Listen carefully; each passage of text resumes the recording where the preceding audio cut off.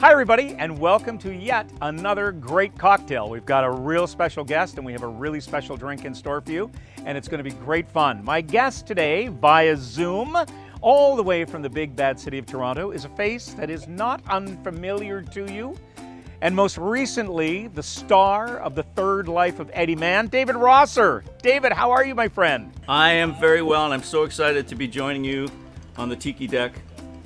Yes, welcome to the. You've already got a cocktail. drink in hand. Are you already ahead on the cocktail? What is that? Oh yeah, I wanted to make sure that I was doing everything right and I was in the right mood for it. So Okay, well, I'm in the mood myself. So you're well, my friend. The summer's been treating you well. Eddie Mann is a huge hit. Audiences love. Well, David, our audiences adore you, and the feedback on Eddie has just been spectacular. Well, that's great. I just posted the other day. I've been getting responses from friends and family, literally from coast to coast, and you can tell John Spurway I'm using literally correctly this time. Okay, literally from BC to Newfoundland. Right on. Just loving it. I mean, a friend of mine wrote and she said I shed a tear. I laughed out loud. So the response has been great. So I keep plugging it away, but we had so much fun doing that. So I'm very grateful to have had the chance. I don't know if our audiences know or not, but when we started doing Eddie Mann, when we started filming it, we got 3 or 4 days into rehearsal. Yeah, 3 days.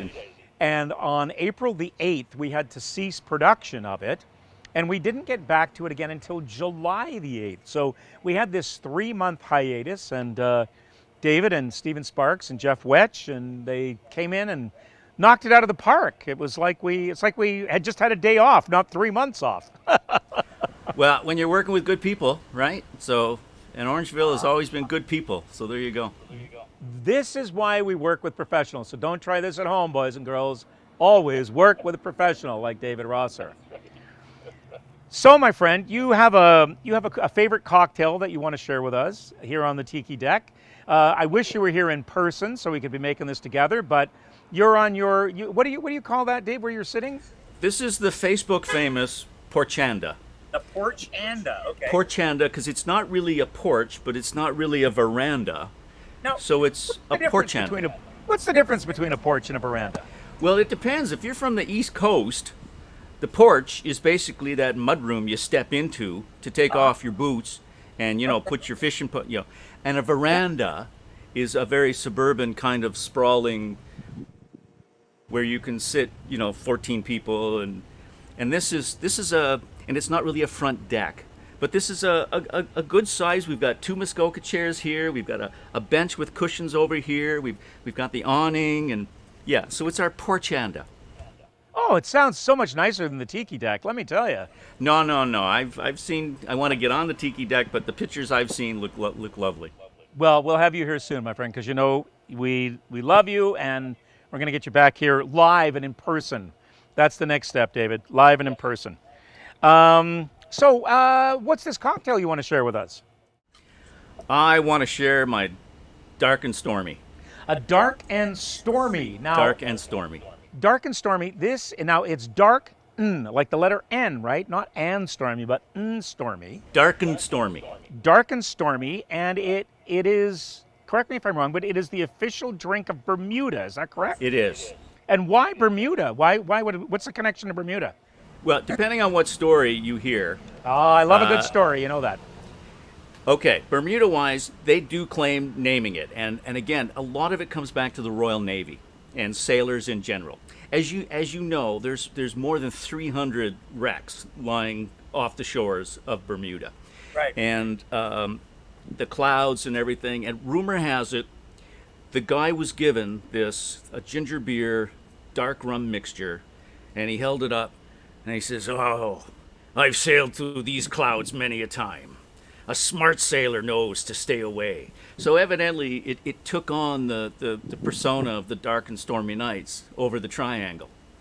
So evidently that's where the name came from. Okay, now, we're not paying you extra for that great portrayal of a grizzly old sailor. That was the definitive grizzly old sailor right there. That was fantastic.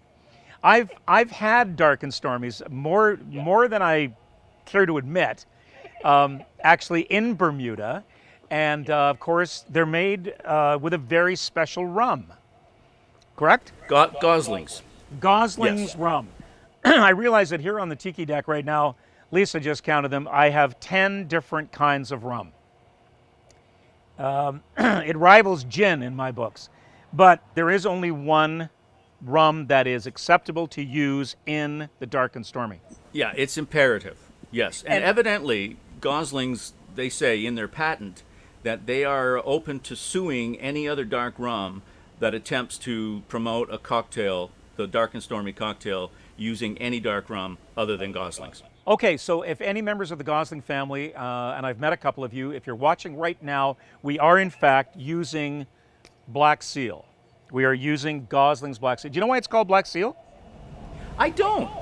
It's called Black Seal because in 1806, the first Gosling wound up there. He was kind of marooned actually on Bermuda with a whole boatload, like a schooner or whatever, full of booze, and opened up a booze shop there. And they started making rum out of the local, molasses and all that kind of stuff. And in those days, there weren't enough bottles on the island to give everybody their own. So people would take a bottle, they would finish their bottle, and they would bring the bottle back to the store, and they would fill it out of the cask, and they'd put a cork in it, and then they would seal it with black sealing wax. They dip it in, and that's why. And then the actual seal, you can see the little seal with the little rum keg balancing on its nose. We'll do a close-up of that later. That's where the name Black Seal came from, right? And ginger beer, they at the naval yards in. So not only is it the Black Seal explained, but they were, years ahead in recycling bottles. Clearly. You see, Bermuda has always been on the cutting edge of that kind of thing. How civilized. And the naval yards there, of course, it was not uncommon, I guess, in the Royal Navy to brew your own ginger beer because it was used for seasickness. Seasickness. They would give it to sailors, and so I guess it just became a natural kind of progression, sailors and rum and sailors and ginger beer, to pour them into the same glass, and this spectacular cocktail was born. Well, it made the ginger beer go down easier. Like it was more of a, here, not only cure your seasickness, but, get a little buzz on too. We got to use up our allotment of rum, right? It's really funny. I went to a local grocery store here the other day, who shall remain nameless, and I had, because I've got a couple different kinds of ginger beer, one that I'm really, really fond of. And I put it up on the conveyor belt, and I was buying some other groceries, and it was a young lad who was at the cash who took one look at it and put it aside and said, "I have to call someone to come and check you out because I'm not old enough to sell you beer." And I said, "No, my friend, this is," and then I had to explain what ginger beer was and that it wasn't an alcoholic thing and all that kind of stuff. So it was kind of fun. I had that. It was at Sobeys the other day, but yeah, it's okay. And he was terrific. Whatever you're paying that kid, you should be paying him double because he's an excellent employee. So which one did you end up going with? Well, I've got two different kinds of ginger beer. There's Grace ginger beer, which I really love. It's like super, super spicy, which is great. And then I've discovered this one. This is Fever Tree. I don't know if you know these products. Their tonic water is fantastic for like a gin and tonic, and I've had their ginger ale, which is nice, but I haven't tried their ginger beer yet. So I thought I would try the Fever Tree. I don't know what what are you using? I sometimes use the Great Jamaican. Oh, nice. Okay. Yeah. Well, then, because I thought I would give this one a try, just because their tonic water is so great, and I see that it's made with natural flavors, including natural gingers with no artificial sweeteners, which is so important to me. That is a good one. I've bartended making Dark and Stormies with the Fever Tree, and it does have a nice kick. Okay, we'll give it a go. So, and what we're going to do with this cocktail is we're going to make a traditional Dark and Stormy because. The Goslings, there are only 4 cocktails in the world that are copyrighted. The Dark and Stormy, the Painkiller, the Hand Grenade, and the Sazerac are the only drinks in the world that you must use specific products in order to use that name. So with the Dark and Stormy, we are using Gosling's rum. So we're going to make a traditional Dark and Stormy the way David likes it. And then you've got a little bit of a spin on it as well, Dave, that we'll try that as well, right? Good. Okay. Where do we start to make a Dark and Stormy? What do we need to do first? Get yourself a nice highball glass. I've got a nice highball glass right here. See, that's a perfect. Fill that sucker with ice, because this doesn't call for shaking. It doesn't call for chilling. It basically, I mean, you can put a little ground nutmeg in there. You can put a little ground cinnamon in there. You can mull a mint leaf even. Now that I don't do that. Now you might put a sprig of mint leaf on top when you're dressing it, but really all you need to do is take your dark rum, your 2 ounces or 1.5, whatever is legal in your tiki bar. It's the Tiki Deck. We always. It's a 2-ounce pour. Okay, so I've got 2 ounces of Gosling's rum. It's in the glass. And basically, you ginger beer that to taste. What? That's it? That's it. There's got to be something else to it. Well, like I said, you can do a little of the cinnamon. You can do a little bit of the. You want to put some lime juice in there. Sorry, take a fresh squeezed lime. Okay, I've got a lime wedge here. Take a nice, good-sized wedge. Lime Okay. juice right in there. It's in there. And you Great. can throw the whole husk of the lime in there if you want, or you can just dress it with a nice wedge afterwards. I love it. I love it. I'm gonna just rim the glass with a little bit of lime so that I get that going. Okay, so the lime's in there, and now I'm gonna take some of this some of this ginger beer. Ooh, yeah, that's super gingery. Yeah. Okay. It's good if you have a cold too. Just clears your nostrils. But you need to have the rum with it, right? You can't. Yeah. Yes. Oh yeah. There's no point in having it otherwise. Okay, so I filled it up. I've got a little lime wedge that I'm going to stick on the side of the glass. Stir. Oh, I got to give it a stir. Here's my special bar stirring stick. Oh, lovely. Okay, we've stirred. There's some lime. Can I put a couple of straws in it, maybe? Sure. I wouldn't advise drinking it out of the straw, because ginger beer will go straight up your nose, which is why it's such a great sipping cocktail, because you're going to take little sips. If you try and gulp it, you'll clear your nostrils. Okay. Cheers. Look, can I give this one a, can I? It looks delicious. Look at that. It's a beautiful color. It's a See, gorgeous that's the dark and stormy clouds I don't want to be sailing through. Only a fool or a dead man would sail under that sky. Cheers. Oh, yeah. Oh, yes. Once again, Mr. Rosser knocks it right out of the park. And you see, it's not just for summer. This is great around a crackling fire with in the fall or the winter. And I really like doing little mini egg rolls with a bit of sweet chili sauce. Nice. Listening to my tiki bar music, a little girl from Ipanema, little Stan Getz. Yeah. The Buena Vista Social Club, the Cuban Latin fusion. We'll post a link to that because that music sounds perfect. It's here on the Tiki Deck. The sun is coming out. I have a dark and stormy. It doesn't look dark or stormy anywhere in the sky except what's in this glass. It's perfect. The last time I had one was in Kincardine, Lake Huron. Beautiful sunsets. We were in a restaurant overlooking the sunset, and they served it in a copper goblet.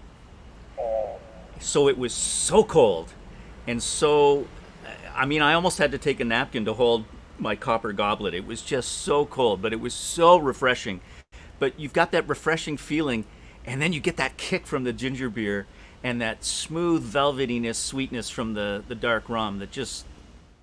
Oh, it's lovely because I wish you told me about the copper mug because I actually, believe it or not, I actually have a couple because last year when we did the book, when we did the set last year, we did a riff on a Moscow Mule, which of course is served in one of those copper things. But you know what? It's pretty exquisite just the way it is. No, and it looks gorgeous. It looks like it looks refreshing, but it's a year-round cocktail, which is why I love it. You see, that looks very pretty. I'm going to try it with a straw just to see if it goes up my nose. Oh, I got away with it. Now, you have another, so the riff on this, so this is the dark and stormy. Gosling's, we've made it exactly according to the recipe on the back of the bottle. It's all good. Right. Now, if you wanted to riff on this, you had an idea to kind of add a couple of little spices to it. What's your thought on that? I do, and it's called the Dark and Stormy Rum Punch Cocktail. Okay. So you basically what you've done there. The same kind of the ginger, the goslings, the lime. But what you want to do now is you can either take fresh pineapple, if it's a summer. Look, I've got fresh pineapple. See? Brilliant. I knew you were coming. Now, in the fall and winter when you can't get it, you can use canned as well. Just drain it. And you want to mull it. So you want to take the pineapple, Okay. you want to take a pinch of ground nutmeg, a pinch of ground cinnamon. Okay, hold on, because I have all these. I knew you were coming. So there's a little bit of nutmeg. Yep. Okay, and here's a little bit of cinnamon. Okay, and a little bit of ground ginger. Is that the other ingredient? Little ground ginger, yes. Okay, so there's a pinch. Well, a pinch and a half of ground ginger, and do I muddle that? You take 2 or 3 wedges and you want to mull that. So you want to crush that. You want to put a little lime juice in there as well. I have some fresh lime juice that I already squeezed. Brilliant, just a little bit, and give that a good mull. Okay. Now, what they suggest sometimes is that you take the dull end of a rolling pin and just kind of crush it. This is why a mortar and pestle is such a great thing to Well, use. this is why I have my spurtle. This is why I have my porridge spurtle.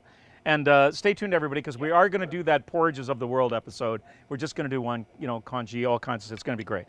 Okay, so, okay, Dave, I've kind of crushed this up, not completely, but just enough to open Once it up. you've got your nice mixture, you can just pour that over ice.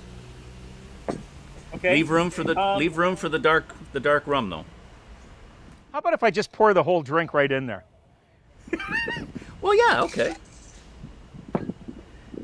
Just because I don't have enough ice. Okay. Now the pineapple helps cut some of that punch from the ginger Right. beer, so this makes Okay. it a little more cocktail friendly to everyone. Okay, I'm going to do this as an open pour, and I won't let the pineapple get in there. We'll keep the pineapple separate. And I'll give it another little stir. Yeah, and again, when you're using pineapple, you put a wedge of pineapple to garnish it, and I think a couple of the straws. There you are. I knew you were coming. I knew you were coming. There's our drink. It's got a lime wheel, and it's got a slice of pineapple right there. And now I'm going to give this punch a sip.